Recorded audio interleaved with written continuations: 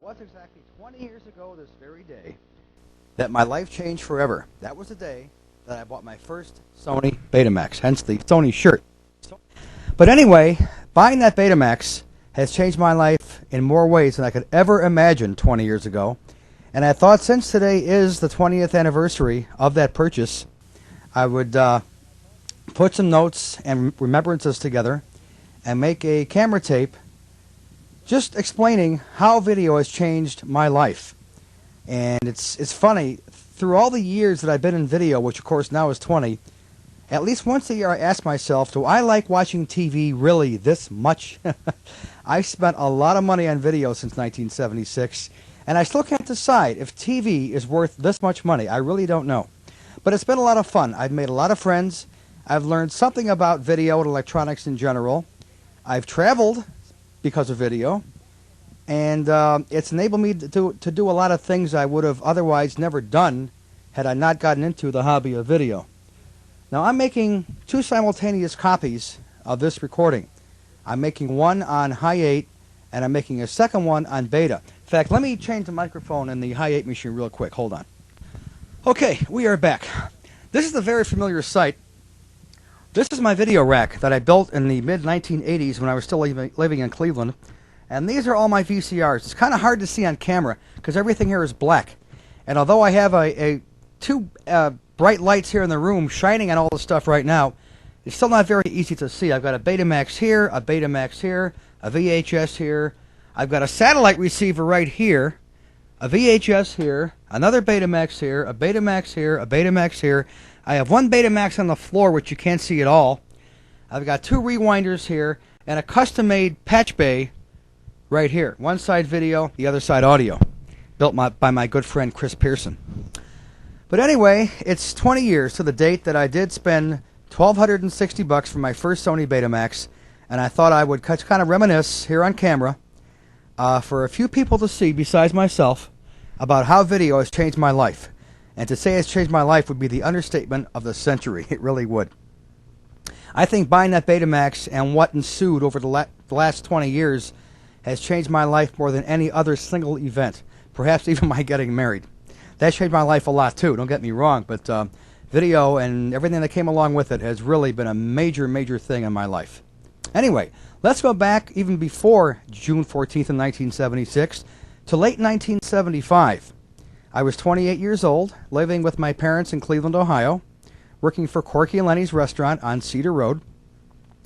And I was in the Air National Guard at that time, and I had to go down to Columbus, Ohio to Rickenbacker Air Force Base once a month for my weekend National Guard drills.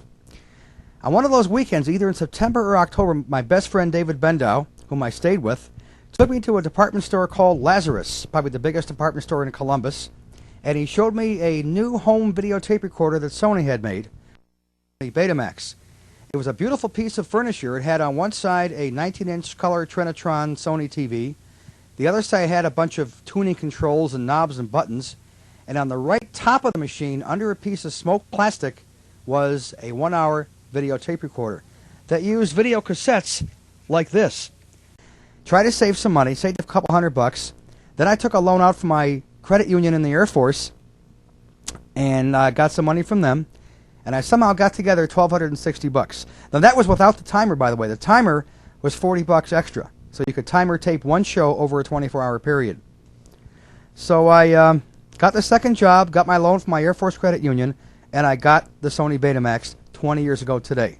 June 14th, 1976 was a Monday, and I was off at that time from my work, from my job on Mondays. Went to the Great Lakes Mall about 4 o'clock in the afternoon, and there was a salesman there named Cliff Firestone, real nice guy, who sold me my first Betamax. And the ironic thing was, he was out of stock. He saw how badly I wanted that thing, so he actually gave me the floor model. No box, no paper, nothing. He gave me a floor model. I bought 5 extra 1-hour K60 tapes, and he let me take it home.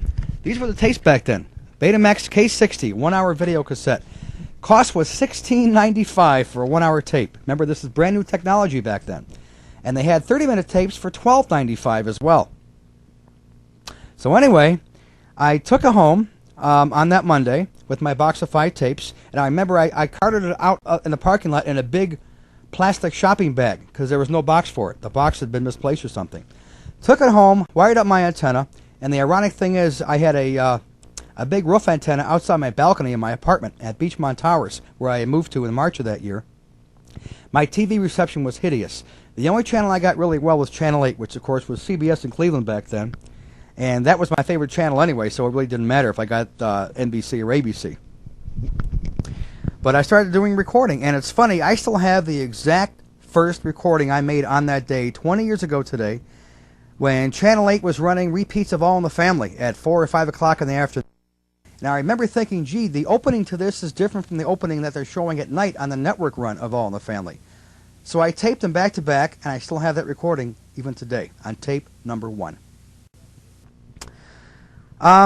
So that was my first recording, and that began my journey, my livelihood into video, as it were.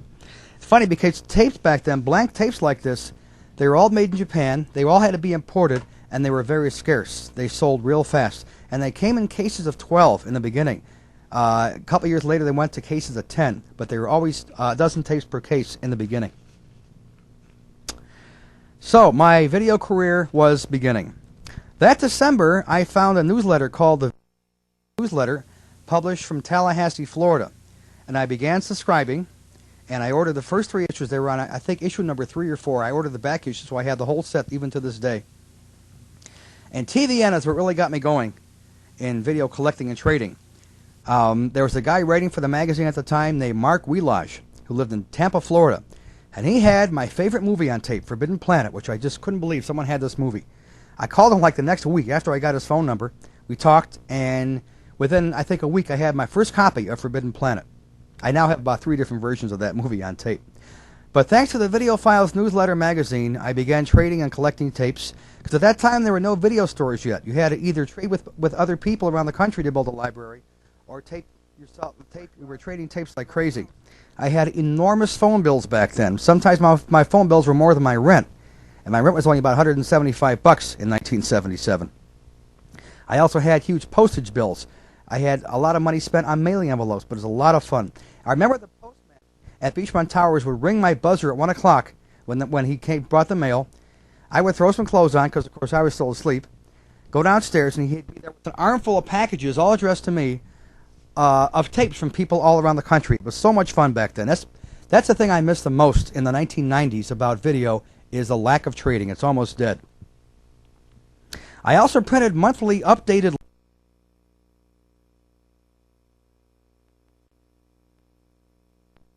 I had no HBO, Showtime, whatever, so I had to rely on people in other cities who had Showtime and HBO to take me uncut movies off of their services.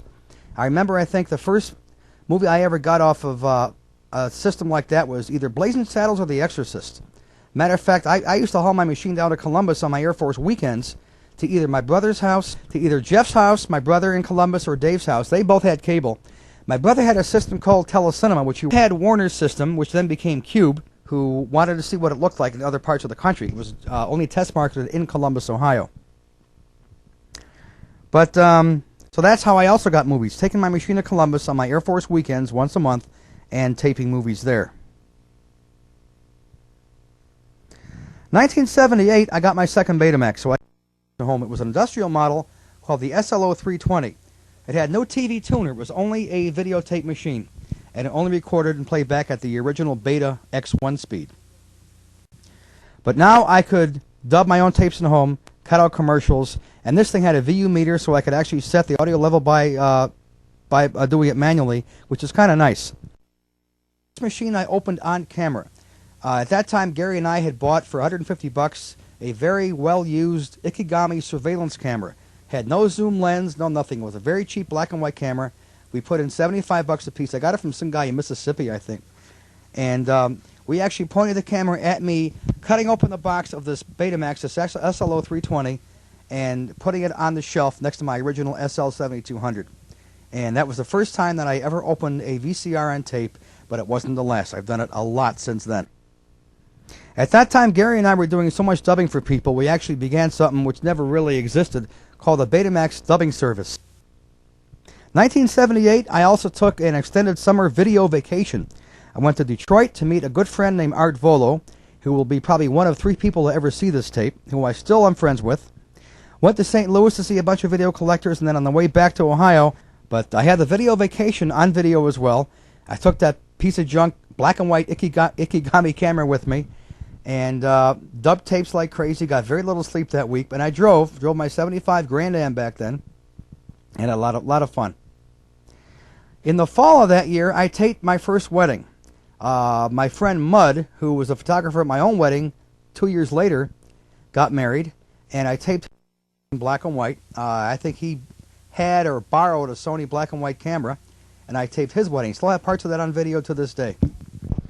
Over the years, and beginning back in this era, 78, 79, I met a lot of people through video. Most of them were kind of fleeting. They were trading tapes with me for a year or two and just kind of vanished. But a few of them I've kept in touch with over the years, and I've actually gotten close to a few of them. So anyway, I have made some lasting friendships due to the hobby of video over the years. At one time, we even had a group that we call the Video Collectors of Ohio, which we call the VCO. And it was a pretty tight-knit group of about 10 or 12 guys that would get together, have dubbing parties, and just trade the current movies that they got, and just generally have a good time. That disbanded in the 80s. It just kind of all went to hell.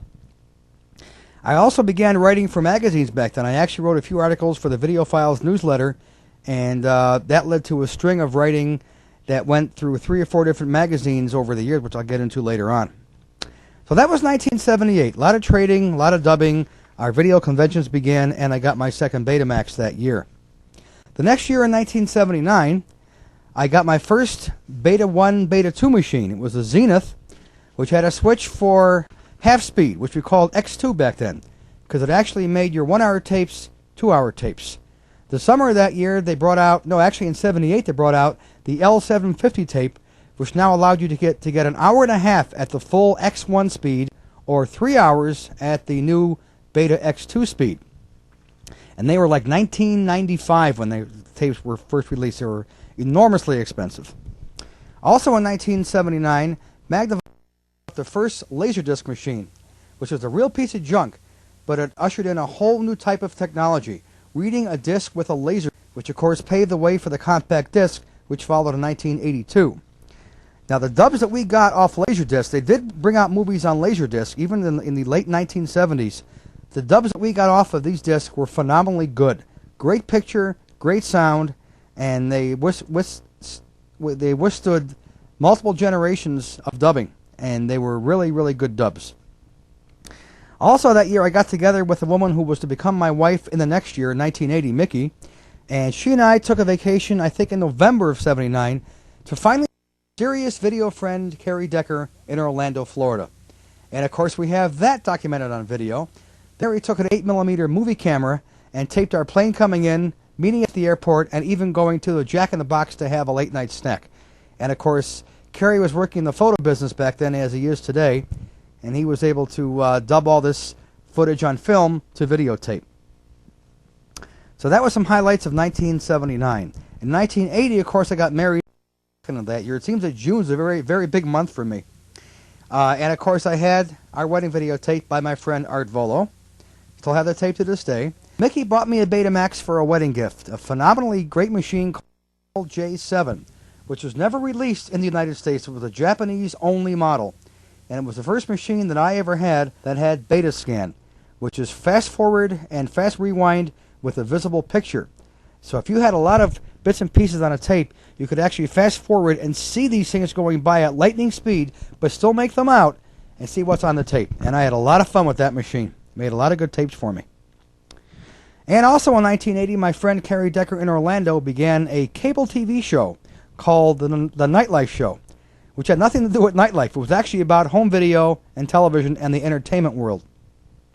And he asked me if I wanted to contribute to this homegrown video show, and I said yes. So I began something called the Report, where I would talk about video from the collector's and some technical standpoint. And that went on for 4 or 5 years until the show went off the air. But I think Carrie had that show going for almost 8 or 9 years. And I contributed to it whenever I had the chance to do a recording. I Also, in January of 81, I went to my first Consumer Electronics show in Las Vegas, and that was a big deal. And yes, I have that on video as well. Art Volo brought his camera. I didn't have a camera yet. That came in the next year in 82. No, I'm sorry. That came in 3 years later in 84. But I brought a camera, and that was the only Files newsletter, which had now changed its name to just the Video File, had a booth at the CES show.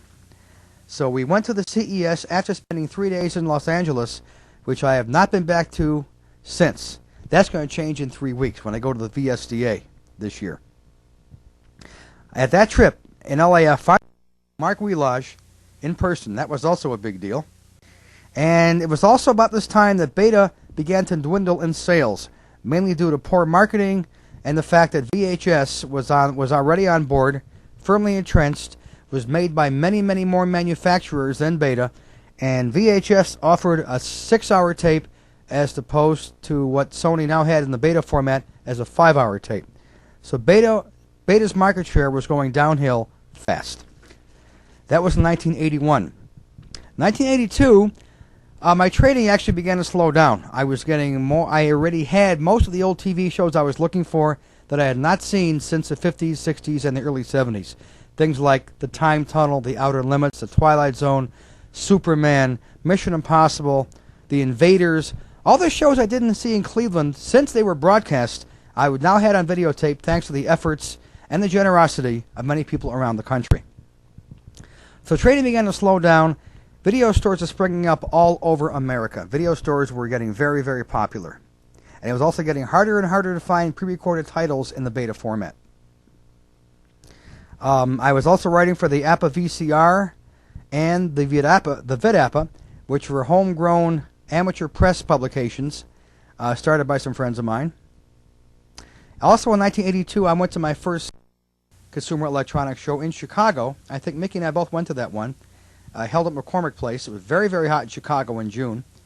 And we have that on tape as well.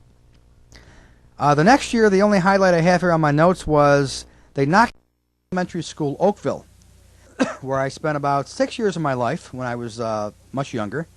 And when they demolished that school, I had a camera rolling, and I'm glad I did. I also did a walkthrough of the school before it was torn down, because, again, I spent about 5 or 6 years of my life there. And now I've got it on tape forever, which is kind of nice to have. It's a nice keepsake. 1985, my first wedding for money, which began a career of taping weddings that lasted about 10 years. I remember I got $250 for that first wedding. And the last wedding I taped for money was actually in 1994, right before I had left Cleveland for good, and that I got $500 for. It's funny, the last wedding I taped was my girl. And I got pretty good at video production in those 10 years. And on Carl's wedding, I finally used a real mixer. I used a Videonics MX1 mixer. And that was nice. That took 3 weeks to edit. And it was really a trip. Got to check my time here. What else? In 1985, I got my second Japanese Betamax from a friend of mine, Graham Lauer, whom I was trading tapes with in Japan. Mickey and I began a company in like 1982 or 3 called M-Ray Video. The M for Mickey, the Ray obviously for Ray. And what we were doing is we were getting tapes from Japan from this friend of mine, Graham, in Japanese, but on the American NTSC format, renting them to Mickey's Japanese friends, and in return, I was sending Graham movies off cable TV, which I now had at my house. And this business went on for like almost 8 or 9 years until Graham left Japan to retire and he now lives in Hawaii. I might also add that in 1981, Mickey and I bought a house, and it seems that one of the main concerns was how big will the video room be. Well, it turns out I wound up taking a rec room that was already in the basement for my video room. Was always concerned about the humidity and temperature in there because it got real muggy in the summer. But I had an air conditioner running, so it was pretty cool when that was running. And that went through a lot of remodeling, a lot of different orientations and all that. And so anyway, in 1985, I got my second Japanese Betamax called the SLHF 900. And in that year, Sony brought out a new format called Super Beta, which was a 20% improvement in picture quality. And they claim that when you start dubbing tapes, you will lose less and less quality when you dub using the Super Beta format. Plus, the reason I got this Japanese machine was it brought back the Beta 1 speed in Super Beta, no less, which gave an excellent, excellent picture and was good for mastering. When you tape something off TV and dubbed it down and cut out commercials, you got a much better copy than taping in straight Beta 2 off the air. So I went to a lot of pain and trouble to get this machine in from Japan, which I did get, which I have since sold. In 1986, I made a couple major moves. I quit Corky and Lenny's after 10 years and went to work in the business in video. I worked for a company called ZBS, which actually sold videotapes to video stores, and I was a telemarketer there, a salesman. Didn't do too well. In fact, I lasted less than 3 months, and I went right back to the other Corky and Lenny's by April of 1986.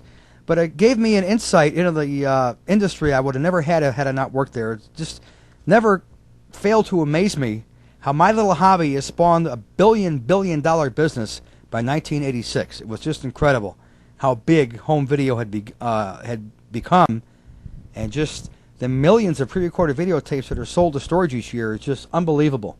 But it's very, very big business. I got my USA Today, which was another major milestone in my video life in 1986, and that you should be looking at right now if I'm doing an insert edit, and that was a big deal. The guy that took my picture actually drove up from Columbus, Ohio to Cleveland to take my picture, and the guy that interviewed me on the phone found me because he and I had traded tapes in the early 1980s, and he remembered my name as being an avid video collector and videophile and all that. And when he was asked by USA Today to do an article on a video collector, he thought of me, and he found me, and he interviewed me over the phone. And that was a major highlight of my life. I could say that's the one time I really made the big time, was when I was in the USA Today Sunday magazine in, I think it was March of 1986. In 1987, I got my first SL-HF 1000, which was probably the best Betamax Sony ever made. It was an editor. It had insert editing, assembly editing, it had everything. And it's a great machine. It had the Beta 1 speed in super high band, yet another Beta format, which gave you a better picture yet at the Beta 1 speed. Had Super Beta at Beta 2 and 3, had the Beta Hi-Fi stereo, high-quality audio at all 3 speeds. It's the only Betamax ever made, at least by Sony, that has a built-in character generator, something which you never saw before or since, only in that one machine. They gave you that feature. And that's what's making this recording right now. I have 3 of these SL-1000s to date, and they're a very hot machine. Even on the used market, they can still bring $1,000. And I think I paid $1,700 for this. Oddly enough, I bought it in Las Vegas, had it shipped to Cleveland, and now it's sitting back here in Las Vegas once again, since I moved here. I also began doing something novel in 1987. I began taping CDs from my best friend David Bendow's CD collection in Beta Hi-Fi. I would actually lug my Betamax down to Columbus. My Air Force weekends had been gone, but I would visit him from time to time. And Dave began buying CDs en masse. And I would put the CDs on Beta Hi-Fi at Beta 2 in Hi-Fi stereo because there was virtually no loss of quality. And I have to date about 51 tapes, all 3-hour Beta tapes of just songs from his CD collection. And the quality, the fidelity in this format on Beta Hi-Fi stereo is just great, even to this day. 1988, one of my highlights of that year, reunion of a radio station that my friend Art Volo got me into, I think in October of '88. It was a Wixie reunion. Wixie Radio was a major rock station in the 60s and 70s in Cleveland, and I have a lot of tapes made off the air to this day, just audio tapes, obviously, of this station and the disc jockeys and the songs and jingles and all that. And in '88, Wixie had, I think, their 4th or 5th reunion, where they brought back the disc jockeys that were there. They played the songs that they played back in the 60s and 70s. It was held at WMJI Radio, which was an oldies FM station in Cleveland back then. And Art and I both had cameras rolling that weekend, and it was a great, great time. I met some of my childhood disc jockey heroes and got them talking off camera, and it was just really great. I've got both the tape of raw footage shot in the studio, plus the final polished edited master that Art was selling at that time. I also bought a Betamax that year with yet another Beta format, Extended Definition Beta, which was an ultra high quality format using metal tape. It was called ED Beta in beta format. SVHS had their own system called Super VHS, later called SVHS for short, which didn't use metal tape, it used regular tape, but it electronically enhanced the signal to give 400 lines of resolution. The ED Beta claimed they offered 500 lines of resolution. So I got the ED Beta machine, which is sitting right here, and again, still it's going strong. It takes a special type of tape, but the picture that you get on this thing is really good. Not as good as I thought. It doesn't look all that great compared to regular Beta 1 or 2, but it is better. So I still have that machine, another Beta format to cope with. The 1990s I'm going to just kind of take as a whole, because now we're getting in toward the 20th year, the end of the second decade of my involvement in video. Beta tapes are hard to come by in the 1990s, but they are ultra cheap. They're about $2 to $2.50 for an L500 or L750 when you can find them, which of course is way, way down from the original $16.95 price for the 1-hour K60s of the 1970s. Beta tapes are hard to find. Many stores don't carry them. The ones that do carry only the L750 because that became the more popular, more economical tape. In the 1990s, I can say I have all video formats. I have Beta, ED Beta, Super Beta, I have the original Beta X1 machine, I have VHS, Super VHS, I have 8mm and High 8. I've also got CD, Laserdisc. The only thing I don't have is some formats that didn't really catch on, like DAT, which is digital audio tape, and the Sony Zone MD or mini disc system, which are not video formats. But I have all the home video formats except U-matic. You can't find Beta pre-recordeds anywhere. They're no longer in the stores. I think they can be ordered by special order. But if you go in a video store today, all you see for rental is VHS. That became the dominant market tape. In 1994, I moved from Cleveland to Las Vegas. The main reason was Corky and Lenny's restaurant, where I've been working for 20 years in Cleveland, finally closed their doors at their Senior Center location. And a friend of mine out here in Vegas said, if you ever need a job, give me a call. I'll find a job. I got a job for you. So I called his bluff, and it turned out it wasn't a bluff. He did bring me out here to Las Vegas to work at the Stage Deli in Caesar's Palace. And we got a house. My wife joined me. She also was working there. I had since quit. I'm now managing a Stage Deli in the MGM, which is owned by the guy that owned the Caesar's Palace Stage Deli. It's a long, confusing story. But suffice to say, we're both making a life out here in Las Vegas. We've been here about 26 months now.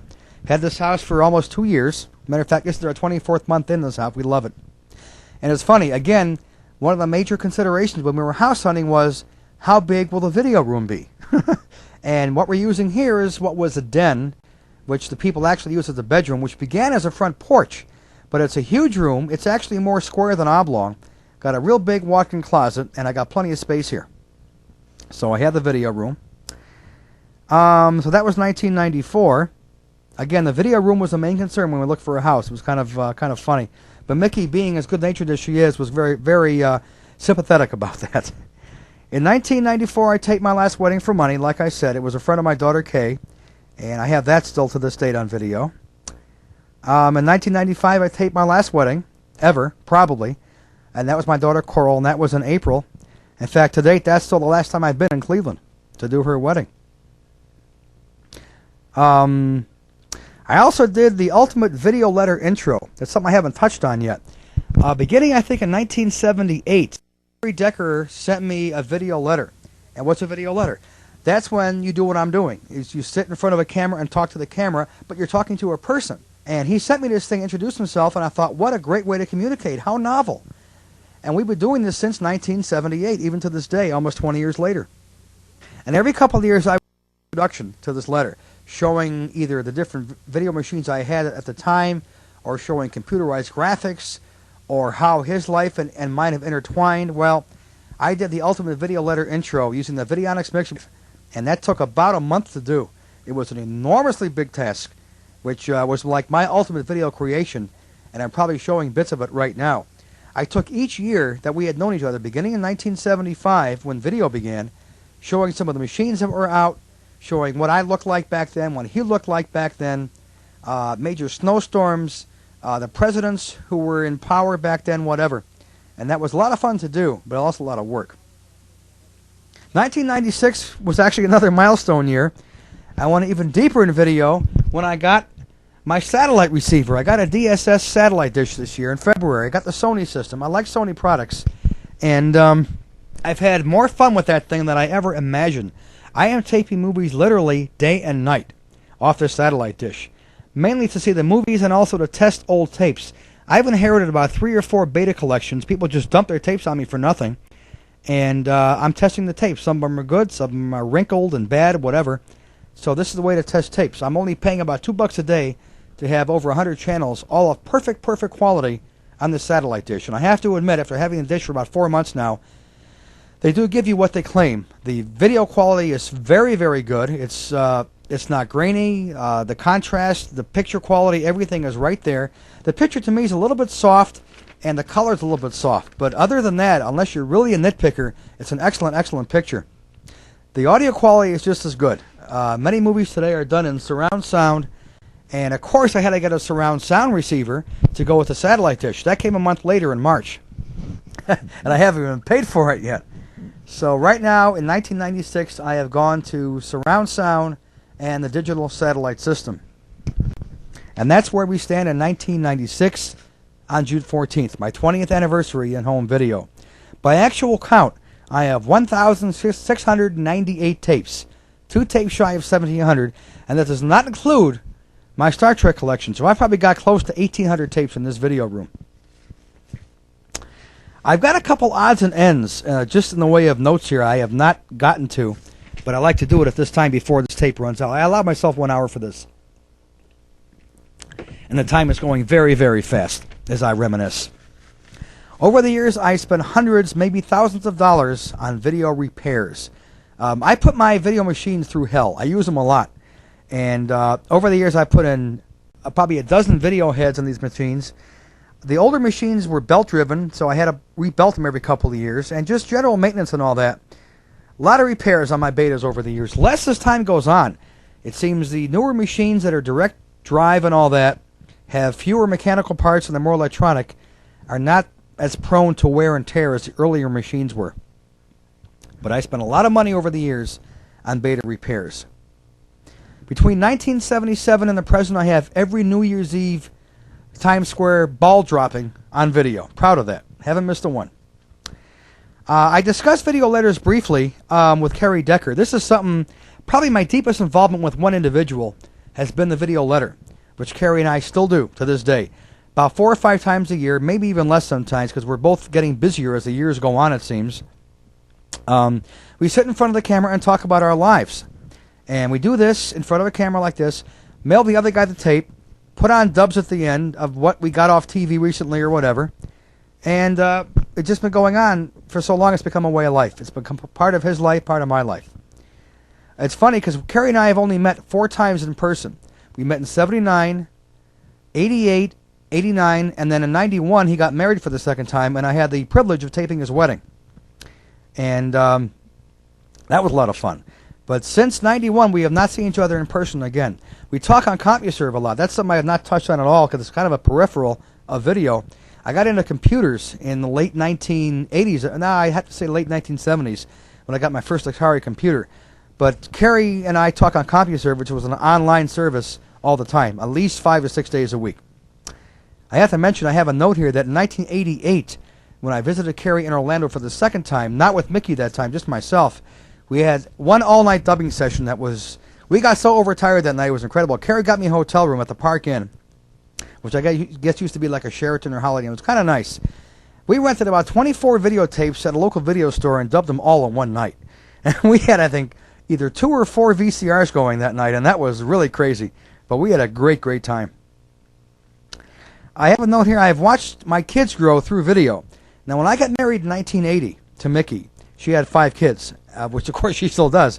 The youngest was 6 years old. Her name is Coral, and I've watched her grow up on video through the years. And I guess I used part of these shots when I did her wedding video to the tune of "Daddy's Little Girl." When we had the father and bride dance, father and daughter dance. I interspersed the dance with bits and pieces of Coral on video as I shot her from like the early 1980s up to the present time. just to show how she has grown and matured and all that. And that, it brings tears to your eyes because it's just so emotional. It's better than a snapshot. It's you see people moving and talking and laughing, crying, whatever. You see the emotion, and it's really, really great. So you can watch your kids grow up through video, as I have found out firsthand. I've had some home movies transferred. I think in 82 or 84, thanks to my friend Kerry Decker, movies of myself when I was weeks old. My dad was an avid photographer, and he was very handy and very often with a movie camera in his hand. And he shot a lot of myself and my brother and sister, my family as we grew up and all that. And I must have sent Kerry Decker maybe 20 rolls of film, which he transferred to videotape for me back in the early 80s or mid 80s. And to this day, it's still in my video collection. So I can, thanks to the magic of video, watch myself grow up also. Thanks to my dad's photography over the years. It's also great. I also have on tape, thanks to video, college Star Trek production that was done in 1971. What had happened was I was taking a course in TV production, and the final exam was to do a 5-minute TV pilot. Since I met Gary Herman that year, I began to be a real aficionado of Star Trek. So we did a Star Trek 5-minute pilot. And I had the foresight, even back then in 1971, to have it videotaped. So we did it on some kind of Ampex open reel format, which I guess Ohio State still uses to this day. So what I had done, my brother transferred the open reel Ampex tape to a U-matic tape. Then from the U-matic, I had that transferred to a beta tape. So here in 1996, I can see what I did back in 1971 video, which to me is just incredible, spanning so many years. I mentioned before that in 1976 I met Mark Wheelage, thanks to the Video Files newsletter magazine, and that he was the first guy I ever heard of that had my favorite movie on tape, Forbidden Planet. I got my first copy from him. I now have a laser disc of the movie in letterbox, which I have not even touched on. Letterbox format with the bars at the top and the bottom has become my favorite way to watch movies, and I guess a lot of people agree with me because it's an up-and-coming thing. And I've got many versions of this movie on tape. I got a pan and scan version, of which means full screen. I've got a letterbox version on tape off a like $125 laser disc with outtakes and everything on it, scripts, behind-the-scenes photos, everything.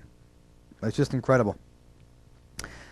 The earliest TV show I have on tape. What's the oldest TV show in my collection? It's a 1949 Life of Riley, not with William Bendix, with the late Jackie Gleason. And I'm very proud of that. I got that from, I think, WPIX in New York, from, again, a trade I did years and years ago. When I first began collecting, I put the good old-fashioned Dymo label tapes on the video cassettes. I stopped that in the early 90s when I went to the electronic P-Touch labeling system, which was much quicker and I think much more durable.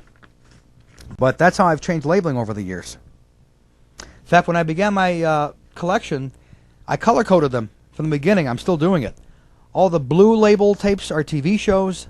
All the red label tapes are movies. And anything that doesn't fit is in green. Camera tapes, video convention tapes, TV specials, whatever, are all in green. Everything else has its own particular color. What else? I've taped moving. When we moved from our house to our apartment to our house in '81, Mickey and I taped moving day. I taped our apartment, the 3 U-Haul vans full of all our stuff, our house, the day it looked when we moved in, how it looked the day that we moved in. I'm getting tired. And how it's changed over the years, different painting, the additions we've done to the house, remodeling, whatever. So again, all this has been thanks to video. What else? I have all my cars on video. When I began in video 20 years ago today, I was driving a 1975 red and white Grand Am. Love that car, and to date, that's the only new car I've ever bought, even here in 1996. Every car I bought since then, I have on tape. My Pontiac STE 6000, my blue Cadillac, my blue Toronado, everything. The current car I'm driving now, my bronze Bonneville SSE, all on video. It's incredible. What else? I did some research and some late night thinking last night. Over the years, I've had 17 different Betamax sticks. Real quickly, because time is running out rather rapidly. I had 18. I forgot the console. No, I have it here. I got the SL7200, which was, of course, the original deck. Then I got the SLO320, which was the industrial X1 deck. The Zenith X2 I mentioned, which was called the JR9000, I think. My Japanese Betamax, the SLJ7, which I still have but never use. I got an SLO323 in 1984 or so, which was a souped-up version of the old SLO320, but it had stereo soundtrack and much better editing. In 84 or 83, thanks to a friend of Art Volo's named Tom Kent, I finally did buy the big original Betamax console with the 19-inch TV and the X1 Betamax for $350.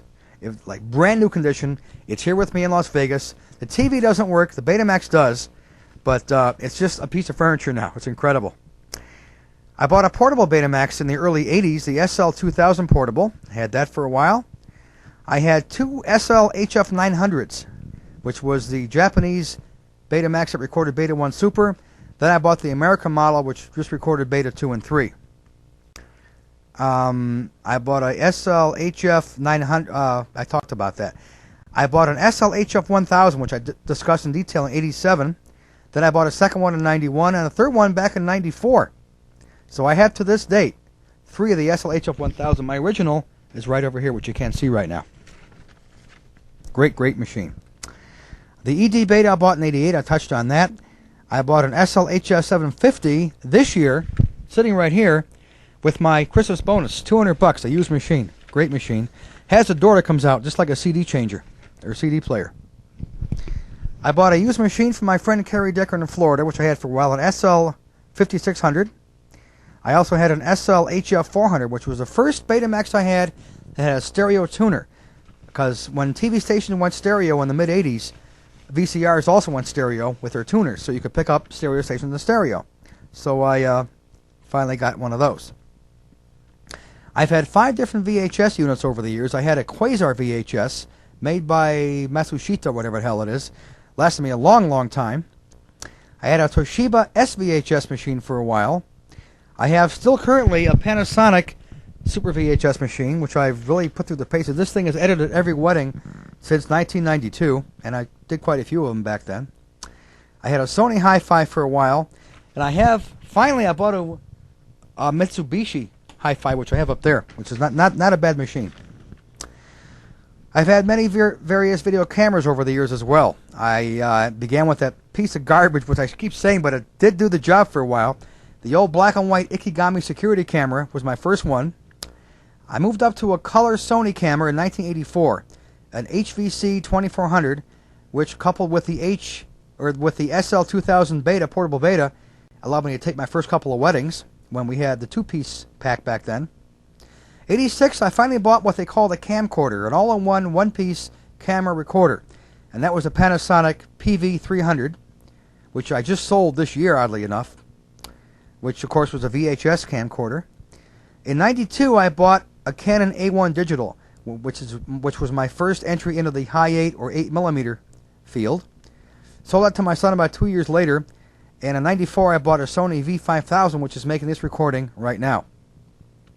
I may be buying another camera this year. I want to trade in this V5000 for a smaller handheld Sony Handycam High 8, but this remains to be seen. I've talked for 50 minutes straight, and I'm really worn out. I think I've touched on almost everything. I haven't left too much out. It took about 3 days and nights to put all these notes together, and I just remembered I had a note that I made at work tonight, which I may have touched on, maybe I didn't. What the hell was it about? Got them both. Okay, very good. Got them both. Well, this then is the story of my involvement with home video, which as of today is 20 years and still running. 20 years ago, I was a lot skinnier, wore my hair a little bit longer, had sideburns down to here, which look really funny today. Living in a dumpy apartment in Cleveland, Ohio, on Beachmont Towers, apartment 215, 27621 Chagrin Boulevard was the address. 1978, when my friend Art Volo, I'm not sure if that's the first time I met him or not, but he came to Cleveland with some friends, and he bought 5 or 6 Betamaxes with him, And we had them all over my apartment floor, in a tiny little apartment. We had so much fun. We had a home-cooked steak dinner that night, and he brought down some friends of his from Detroit. We had just a great, great time. And, of course, we have all that on video as well. All I can say is, do I like watching TV this much? I still don't know. I guess so. I guess it's relaxing. Part of the reason I got into home video, which I have not even touched on, is the fact that when they first brought out the first Betamax, they didn't bring it out to rent movies. They brought it out you could time or record TV shows and build libraries. And because I worked all nights back in the late and mid-1970s, I figured, why should I miss TV shows anymore? Here's a way to time or tape your show, even a 1-hour show at night when I'm at work, watch it that night, the next day, the next week, whenever I want. I can reuse the tape and erase it, or I can save it and build a library. Well, I built a very, very big library. Covers one wall plus here in my video room. So, that was a major reason I got into video, because I worked nights, and this is a way of taping shows I could otherwise not see. I never thought I would have a collection this size. I never dreamed I would keep collecting tapes and keep collecting tapes, and just incredible. Incredible. I've got a lot of Clint Eastwood movies. I have a lot of stuff with William Shatner over the years. Right now I'm taping science fiction theater off the Sci-Fi Channel, which I finally got both on my cable system and my satellite dish. Something with stuff 40 years old. Last night I watched a movie I've waited 40 years to see. When I was 8 years old, I remember seeing a trailer at the theater for a movie called The Black Sleep with Basil Rathbone. I taped it last night off of Turner Classic Movies on my satellite dish and watched it. Terrible movie. But I waited 40 years to see it, so I had to see it. I had the chance. I had never seen it before or since. So what are you going to do? Anyway, that's it. In a nutshell, in 50 minutes, the story of my involvement in video, which is, as of today, 20 years old. I've got parties on tape. It's funny, in my library, there's 3 things I don't have. I have no sports, no musicals, and no war movies in my entire collection. I concentrate, of course, mainly on science fiction, horror. I like a good drama. I love action movies. Those are my genres. I have all the Bond movies on tape, and it's just the collecting goes on. I think I'll keep collecting as long as Hollywood keeps making movies. I didn't even mention the VSDA, another trade show that I've gone to. I went to the first one, I think, in 92. I went to one in 93 and 94. I missed 95 and 96. I'm going again in L.A. This is the Video Software Dealers Association show, which is held for the owners of video stores. But the nice thing is all the movie stars are at these conventions, and you can wait in line to get autographed pictures, which I have on my video room wall. Plus, they give you trailer tapes, preview tapes, in some cases full-length screeners of upcoming movies, which is kind of nice. So it allows me to get a lot of free VHS tapes of varying lengths. So I guess that's about it. To say video has changed my life, I'll say it again, is a gross understatement. It has changed my life enormously, more so than any other hobby I've ever had. When I got into video, I got out of music. I have been an avid music collector from like 1960 to 1976.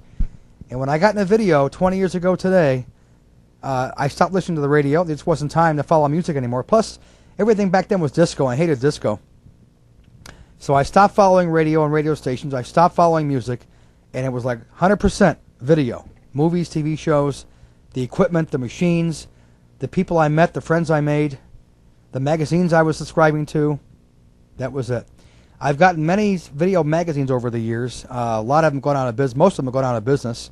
But I'm still getting Video Magazine, which is the last one left, which is right here. This is the last one. We had something. I have the first issue of this, by the way. We had Video Review for many years. We had Home Video, Video Action. They're all gone. And, of course, the thing that really influenced me, too, was the Video Files newsletter, which a guy named Jim Lowe published out of Tallahassee, Florida, which brought us all together, really. Made us aware of each other, made us aware that we were not the only person that owned a Betamax. Other people did. And, hey, let's trade tapes. Let's have some fun with it. And we did. So between the Video Files newsletter, the video conventions, the friends I've made, the conventions I've gone to, the trips I've taken, the money I spent on the machines repairs, on constantly buying blank tape, on postage, long-distance calls, it's been a real exciting 2 decades. And I never been sorry. I never look back. It's something I'm really going to be with till the day I drop dead. This is, it's funny. I keep making a comparison. It took me 16 years to collect 300 audio tapes, 7-inch reels. Taking me 20 years to collect 1,800 videotapes that are far more expensive. At least they were back then, in the old days, than the audio tapes ever were. But hey, what can I say? Anyway, this 1-hour tape is almost out. And I just noticed the VU meters are going right here as I'm speaking in the background. This is Ray Glasser, who has spent a lot of money on this company in the last 20 years, saying, let's see what I'll be doing 20 years from today in the year 2016. Where will I be? What kind of machines will I have? They say that the all-digital video format is here in 1996, and by the end of the year, we're going to have a home all-digital video deck, which is the next format that I'll get into, because we're talking about no generation loss at all with that format. And that was our goal since the beginning. Since I still dub off my tapes and cut out commercials when I have to, I know I do not save any TV show or any off-network movie with commercials. Hate it. That'll be my next format, digital video. Anyway, the tape's almost out. My hour's up. On this, the 20th celebration of my landmark decision to buy a Betamax 20 years ago this very day, on June 14th of 1976. This is Ray Glasser speaking to you from Las Vegas, Nevada, on June 14th, 1996, saying it's been quite an adventure. Thanks for your time. Hope this didn't bore you to tears, and take care. Bye-bye.